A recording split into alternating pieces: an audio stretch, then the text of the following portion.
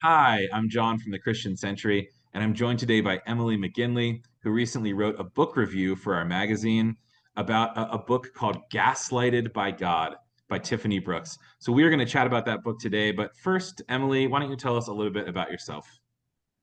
Yeah, thanks so much, John, for the invitation to share a little bit more. I spent the last 17 years in Chicago on the South Side. I moved out there from the Seattle kind of Pacific Northwest area and for seminary, and then ended up sticking around where I eventually planted a church called Urban Village. I planted the third location out of, or sorry, the fourth location out of what eventually became five, and was there for about 10 years. And just recently, in the last 4 months, 4 months ago, moved out to the west, back to the West Coast, and now serve as the senior pastor of City Church, San Francisco. That's great. I love Chicago and I love City Church San Francisco. So I'm so glad we get to meet and chat. Um, so this book, Gaslighted by God, early in your review, you said this wasn't just another entry in this what you called the ex-evangelical Christian influencer complex. Okay, I am very familiar with this. I'm an ex-evangelical myself, but I suspect some of our readers maybe don't know exactly what you're talking about. So could you tell us a little bit, what is this social media phenomenon that you're referring to? What have you observed about it, this complex? Yeah, so I would say, so first of all, the idea of an ex-evangelical is, probably relatively new in the last 5 to 7 years, I would say. And it's a kind of cohort of people who maybe grew up in kind of very stereotypical evangelical spaces. I became a Christian at an evangelical church when I was in high school, and so I have some personal experience around that.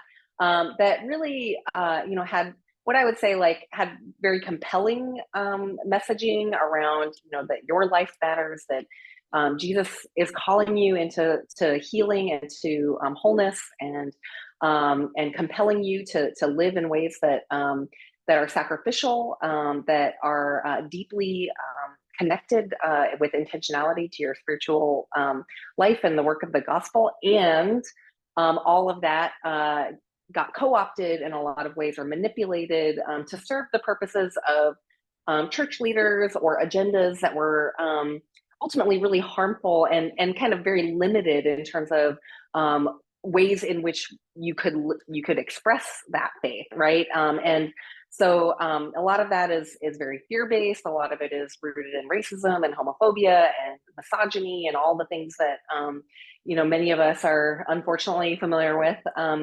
And so for the folks for whom it was deeply suffocating, harmful, painful, all of that, who still love Jesus, right?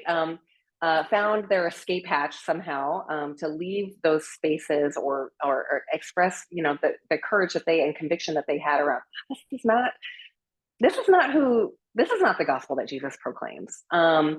And yet then trying to find something new because maybe a lot of mainline spaces did not speak to the aspects that were deeply compelling about living a faithful life, who then are sort of in a way kind of trying to chart a course that kind of brings what I would say is kind of the best of both worlds around kind of a Jesus infused, compelling kind of faith life that is also informed and critically engaged and like really willing to wrestle with the mystery of who God is, and pull from the richness of traditions that cross and span generations. So that is kind of an ex-evangelical in a nutshell, right? And the out of that, I would say, someone kind of like Rachel Held Evans is someone whose name kind of gets, I think, associated with that a lot, and has done a lot of really compelling writing around that prior to her untimely death. And so that's an ex-evangelical. And then, but out of that, like it sort of still gets fused. We were talking a little earlier about kind of the capitalistic tendencies of evangelical spaces and churches and culture. There's a whole industry that's like Christian culture, right? Veggie Tales, CCM, the whole Left Behind series, right? Like all of that is like its own subculture.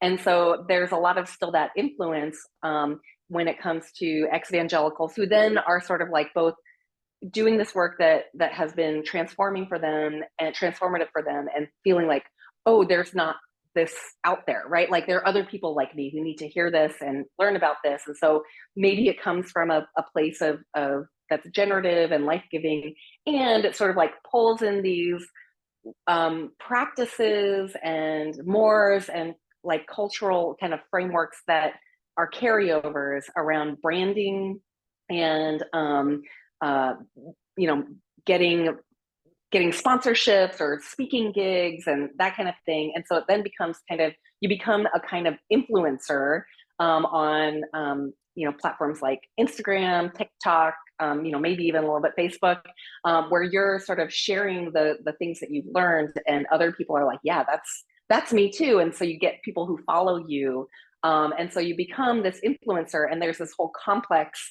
It's not so much like a complex, like a God complex, right? But it's like it's a complex industry, right? Like as an industry of like speaking tours, book tours, utilizing your platform to raise certain issues and questions. And so, some of it's complicated and maybe not all of what you might feel that great about. And some of it is, I think I'm going to sort of err on the side of grace and generosity to say like it's coming from a place that's intended to be life-giving or at least healing for folks who maybe have experienced the same kind of harm that those who are those influencers have experienced themselves.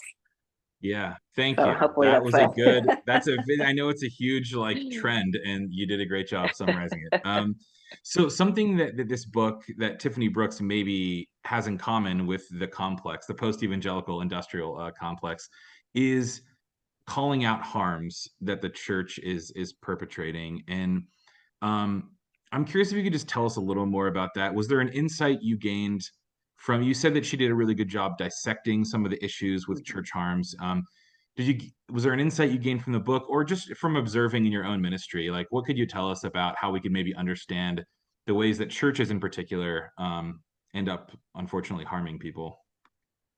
Yeah, I mean, I think that the biggest thing that I found, I was sort of ready for this to be in that same vein of like ex-evangelical Christian influencers.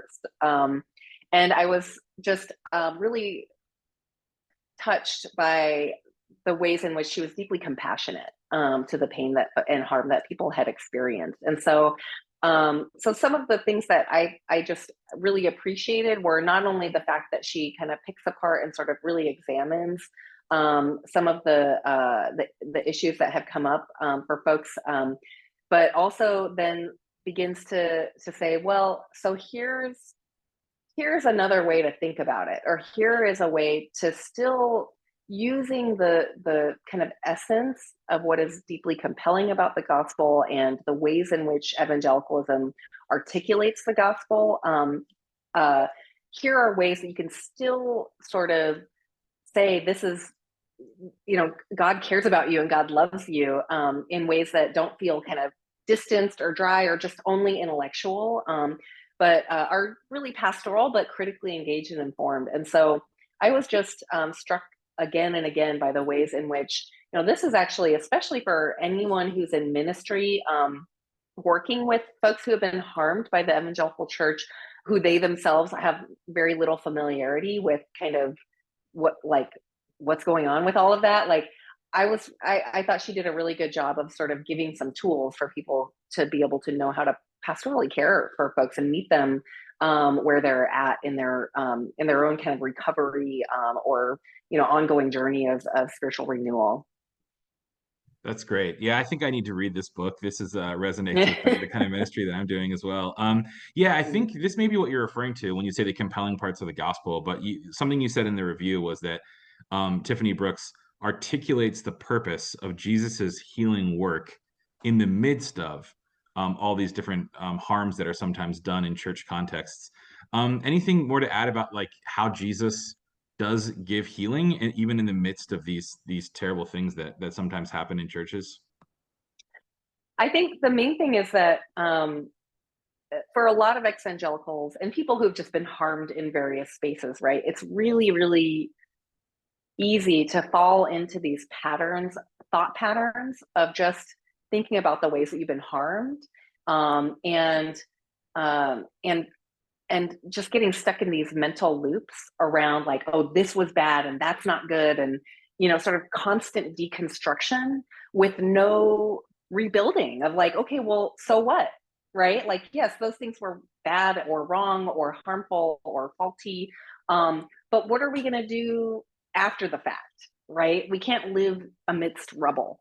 And so I think what she kind of does after she sort of dissects and pulls apart kind of what's going on in any given concept, um, to or issue that folks have, that she unpacks, that she actually then says, kind of begins to do that work of the so what, that Jesus's healing work is for the purposes of healing, of helping us to live whole lives so that we can go into the world and help other people live whole lives. And we don't have to sort of throw the baby out with the bathwater, but that we can understand the gospel in new ways, and that can that that are useful and meaningful and relevant for the same problems.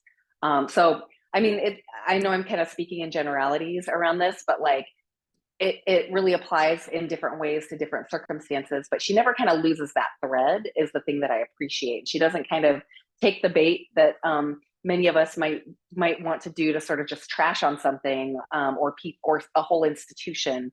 And to me, that's demonstrating a certain amount of kind of humility, and also recognition of like, yeah, I mean, this was bad, and like, not everything is going to be perfect, but we can start somewhere. This is kind of my like, going off of it of like, we can still build something good out of this.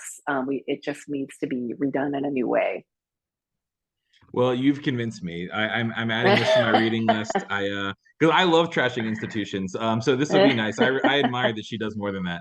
But no, thank you for chatting about this, Emily.